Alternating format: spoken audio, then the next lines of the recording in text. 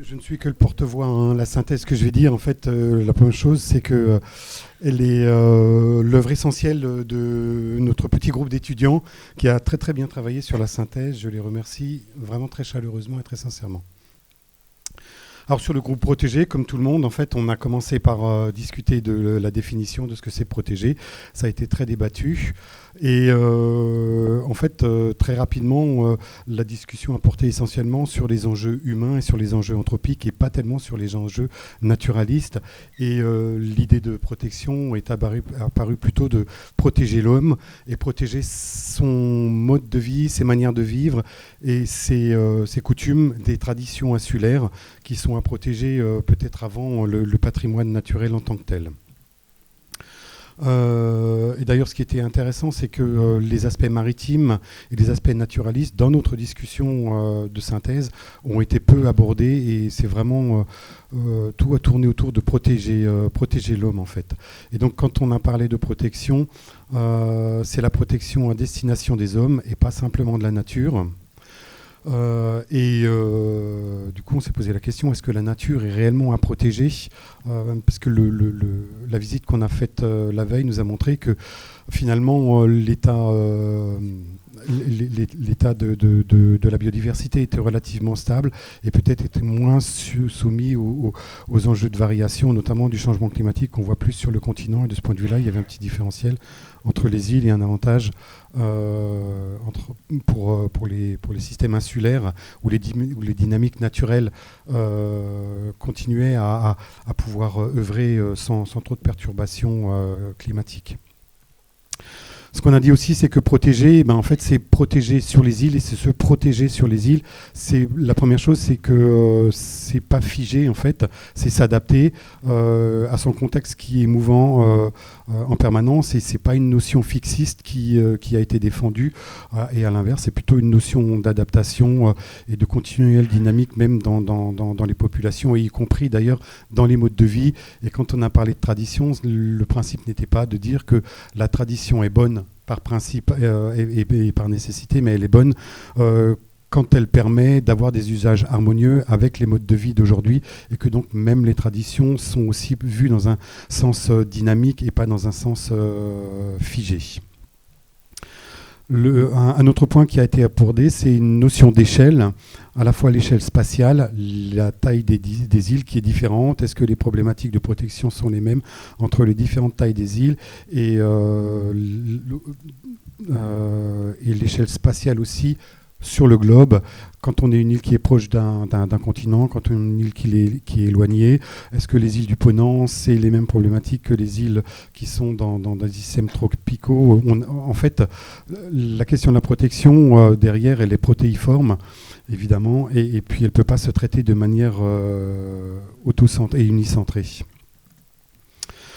La dernière remarque avant les recommandations, c'est qu'il y a une forme de dualité qui est apparue sur les contraintes anthropiques et sur les contraintes qu'imposent les hommes, et notamment les contraintes administratives, institutionnelles et juridiques, qui sont à la fois problématiques dans le sens où elles sont peu adaptées au système insulaire, mais qui en même temps ont été reconnues comme ayant été très utiles à certains moments, et ces contraintes administratives ont aussi permis de protéger les îles. Il y a quelques exemples qui ont été cités, celui de la loi littorale qui est en ce moment un peu décrié, mais qui a quand même permis de protéger le littoral des différentes îles et à les protéger de la construction et de la bétonisation. Les PLU aussi qui sont une réglementation et pour certains une contrainte, mais qui ont permis aujourd'hui de organiser un cadre qui permet aux îles de rester à des tailles de construction qui restent acceptables par les insulaires. Et puis voilà, donc il y a différentes réglementations comme ça qui ont été positives et qui permettent de dire, certes, qu'il faut que les réglementations soient adaptées, mais elles ne sont pas forcément nuisibles non plus. Et donc sur les recommandations, la première recommandation, c'est que quand on parle des îles, en fait, la protection doit s'entendre dans un sens d'adaptation et non pas de figer à un état qu'on pourrait considérer comme initial, même, voilà, alors que on sait bien que l'état initial n'existe pas réellement. La deuxième recommandation, c'est liée justement aux institutions, c'est en fait une reconnaissance institutionnelle des us et coutumes mais tout en prenant en compte justement la flexibilité. Et ce n'est pas une reconnaissance pour figer, mais c'est une reconnaissance pour permettre d'adapter les réglementations au contexte spécifique insulaire. La troisième recommandation, qui est un peu issue de la deuxième, c'est ne pas légiférer tout seul a priori, et c'est organiser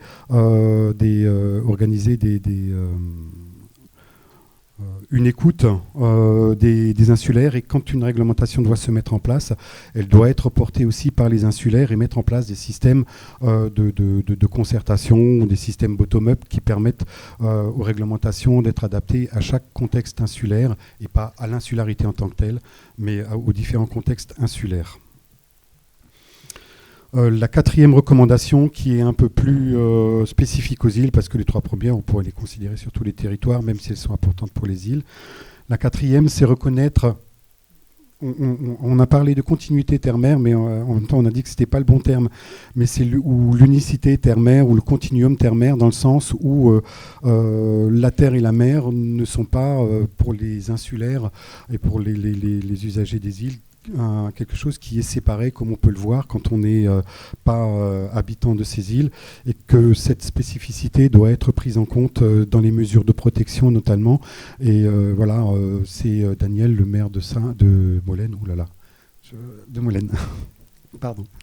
Daniel. Le maire de Molène qui me disait, ben voilà, moi j'ai des moutons sur Nîmes, quand je vais voir mes moutons, j'ai pas de bagnole, je prends mon bateau, je vais voir mes moutons, mais je prends mon bateau comme je prendrais ma voiture, c'est pas un sujet. Et donc c'est aussi, en tant que moi je suis pas îlien, la mer c'est une chose, la terre c'est une autre chose, et pour les habitants des îles, c'est un peu la même chose en fait, c'est aussi ce qu'on disait, c'est un moyen de transport, la mer, mais par contre cette spécificité, il faut qu'elle soit prise en compte aussi dans les mesures de protection de manière beaucoup plus précise. La cinquième recommandation, c'est de prendre en compte le rôle de démonstrateur des îles, parce que les conditions spécifiques font que en fait, les phénomènes qui s'y passent sont toujours renforcés, sont exacerbés et sont plus facilement visibles. Et ça peut être...